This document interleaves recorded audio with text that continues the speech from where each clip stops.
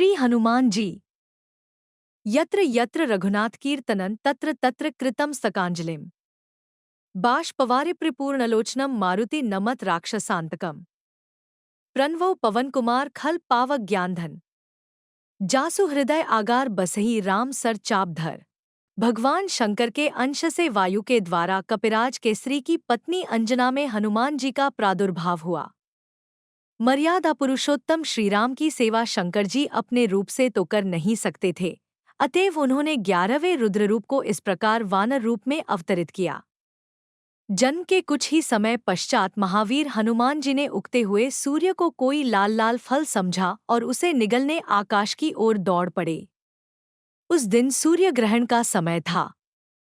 राहु ने देखा कि कोई दूसरा ही सूर्य को पकड़ने आ रहा है, तब वह उस आने वाले को पकड़ने चला, किंतु जब वायुपुत्र उसकी ओर बढ़े तब वह डरकर भागा।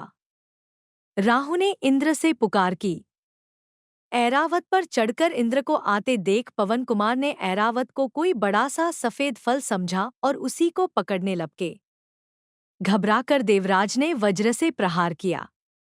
वज्र से इनकी ठोड़ी हनु पर चोट लगने से वह कुछ टेढ़ी हो गई, इसी से ये हनुमान कहलाने लगे। वज्र लगने पर ये मूर्छित होकर गिर पड़े। पुत्र को मूर्छित देखकर वायुदेव बड़े कुपित हुए।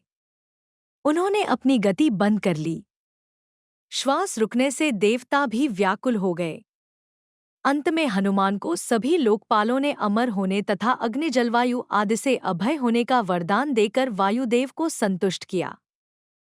जाति स्वभाव से चंचल हनुमान ऋषियों के आश्रमों में वृक्षों को सहज चपलतावश तोड़ देते तथा आश्रम की वस्तुओं को अस्तव्यस्त कर देते थे। अतः ऋषियों ने इन्हें शाप दिया, तुम अपना बल भूले रहोगे। जब कोई तुम्हें स्मरण दिलाएगा तभी तुम्हें अपने बल का भान होगा। तब से ये सामान्य वानर की भांति रहने लगे। माता के आदेश से सूर्य नारायण के समीप जाकर वेद वेदांग प्रभृति समस्त शास्त्रों एवं कलाओं का इन्होंने अध्ययन किया।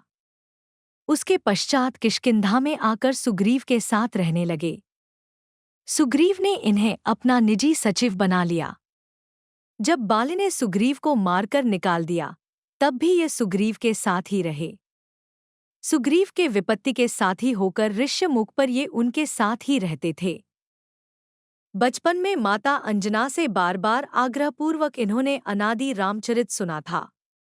अध्ययन के समय वेद में पुराणों में श्रीराम कथा का अध्ययन किया था। किष्किंधा आने पर यह भी ज्ञात हो गया कि परात पर प्रभु ने अयोध्या में अवतार धारण कर लिया। अब वे बड़ी उत्कंठा से अपने स्वामी के दर्शन की प्रतीक्षा करने लगे।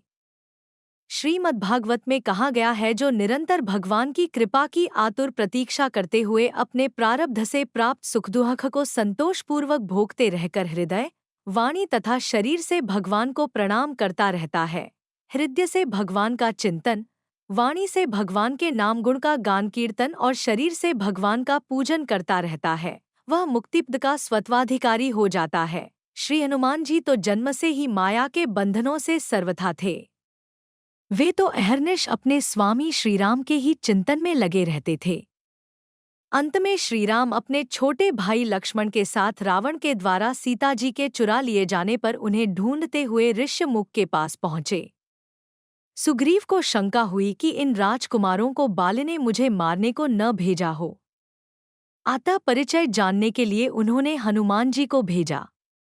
विप्रवेश धारण कर हनुमान जी आए और परिचय पूछकर जब अपने स्वामी को पहचाना तब वे उनके चरणों पर गिर पड़े। वे रोते रोते कहने लगे, एको मैं मंद मोह बस कुटिल हृदय अज्ञान, पुनि प्रभु मोहि बिसारेउ दीन बंधु भगवान। श्रीराम ने उठाकर उन्हें हृदय से लगा लिया। तभी से हनुमान जी श्री अवधेश कुमार के चरणों के समीप ही रहे। हनुमान जी की प्रार्थना से भगवान ने सुग्रीव से मित्रता की और बाली को मारकर सुग्रीव को किष्किंधा का राज्य दिया। राज्य भोग में सुग्रीव को प्रमत्त होते देख हनुमान जी ने ही उन्हें सीतान्वेषण के लिए सावधान किया। वे पवन कुमार ही वानरों को एकत्र कर लाए। श्रीराम जी ने उनको ही अपनी मुद्रिका दी। 100 योजन समुद्र लांघने का प्रश्न आने पर जब जाम्बवंत जी ने हनुमान जी को उनके बल का स्मरण दिलाकर कहा कि आपका तो अवतार ही राम कार्य संपन्न करने के लिए हुआ है, तब अपनी शक्ति का बोध कर केसरी किशोर उठ खड़े हुए। उनके बल और बुद्धि का ज्ञान प्राप्त करने के लिए देवताओं के द्वारा भेजी हुई नागमाता सुरसा को संतुष्ट करके समुद्र में छिपी राक्षसी सिंहिका को मारकर हनुमान जी लंका पहुंचे। द्वाररक्षिका लंकिनी को एक घूंसे में सीधा करके छोटा रूप धारण कर ये लंका में रात्रि के समय प्रविष्ट हुए। विभीषण जी से पता पाकर अशोक वाटिका में जानकी जी के दर्शन किए। उनको आश्वासन देकर अशोकवन को उजाड़ डाला। रावण के भेजे राक्षसों तथा रावण पुत्र अक्षय कुमार को मार दिया। मेघनाद इन्हें ब्रह्मास्त्र में बांधकर राजसभा में ले गया। वहां रावण को भी हनुमान जी ने अभिमान छोड़कर भगवान की शरण लेने की शिक्षा दी। राक्षसराज की आज्ञा से इनकी पूंछ में आग लगा दी गई। इन्होंने उसी अग्नि से सारी लंका फूंक दी। सीता जी से चिन्हस्वरूप चूड़ामणि लेकर भगवान के समीप लौट आए। समाचार पाकर श्रीराम ने युद्ध के लिए प्रस्थान किया। समुद्र पर सेतु बांधा गया। संग्राम हुआ और अंत में रावण अपने समस्त अनुचर बंधुबांधवों के साथ मारा गया। युद्ध में श्री हनुमान जी का पराक्रम, उनका शौर्य, उनकी वीरता सर्वोपरि रही। वानरी सेना के संकट के समय वे सदा सहायक रहे। राक्षस उनकी हुंकार से ही कांपते थे। लक्ष्मण जी जब मेघनाद की शक्ति से मूर्छित हो गए, तब मार्ग में पाखंडी कालनेमी को मारकर द्रोणाचल को हनुमान जी उखाड़ लाए और इस प्रकार संजीवनी औषधि आने से लक्ष्मण जी को चेतना प्राप्त हुई। मायावी अहिरावण जब माया करके रामलक्ष्मण को युद्धभूमि से चुरा ले गया, तब पाताल जाकर अहिरावण का वध करके हनुमान जी श्रीराम जी को भाई लक्ष्मण जी के साथ ले आए। रावण वध का समाचार श्री जानकी को सुनाने का सौभाग्य और श्रीराम लौट रहे हैं, यह आनंददायक समाचार भरत जी को देने का गौरव भी प्रभु ने अपने प्रिय सेवक हनुमान जी को ही दिया। हनुमान जी विद्या, बुद्धि, ज्ञान तथा पराक्रम की मूर्ति हैं, किंतु इतना सब होने पर भी अभिमान उन्हें छू तक नहीं गया। जब वे लंका जलाकर अकेले ही रावण का मानमर्दन करके प्रभु के पास लौटे और प्रभु ने पक्क की, त्रिभुवन विजयी रावण की लंका को तुम कैसे जला सके? तब उन्होंने उत्तर दिया, साखा मृग के बड़ी मनुसाई साखा ते साखा पर जाई। नाथी सिंधु हाटकपुर जारा, निसिचर गन बधी विपिन उजारा। सो तव सब प्रताप रघुराई, नाथ न कछु मोरी प्रभुताई। हनुमान जी आजन नैष्ठिक ब्रह्मचारी हैं। व्याकरण के महान पंडित हैं, वेदज्ञ हैं, ज्ञानी शिरोमणि हैं, बड़े विचारशील, तीक्ष्ण बुद्धि तथा अतुल पराक्रमी हैं। श्री हनुमान जी बहुत निपुण संगीतज्ञ और गायक भी हैं। एक बार देवऋषि दानवों के एक महान सम्मेलन में जलाशय के तट पर भगवान शंकर तथा देवर्षि नारद जी आदि गा रहे थे। अन्यान्य देव ऋषिदानव भी योग दे रहे थे। इतने में ही हनुमान जी ने मधुर स्वर से ऐसा सुंदर गान आरंभ किया कि जिसे सुनकर उन सबके मुख म्लान हो गए, जो बड़े उत्साह से गाबजा रहे थे, और वे सभी अपना अपना गान छोड़कर मोहित हो गए तथा चुप होकर सुनने लगे। उस समय केवल हनुमान जी ही गा रहे थे। म्लानमम्लानम भवत कृशा पुष्टास्तदाब्वन स्वां स्वां गीतिमतः सर्वे तिरस्कृत्य मूर्छिताः तूष्णी सर्वे संभवन देवर्षिगणदानवाः। 1 स हनुमान गाता श्रोतारः सर्वैव ते।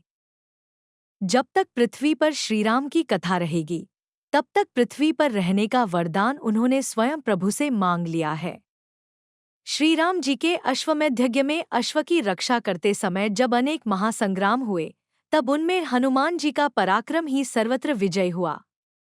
महाभारत में भी केसरी कुमार का चरित है। वे अर्जुन के रथ की ध्वजा पर बैठे रहते थे।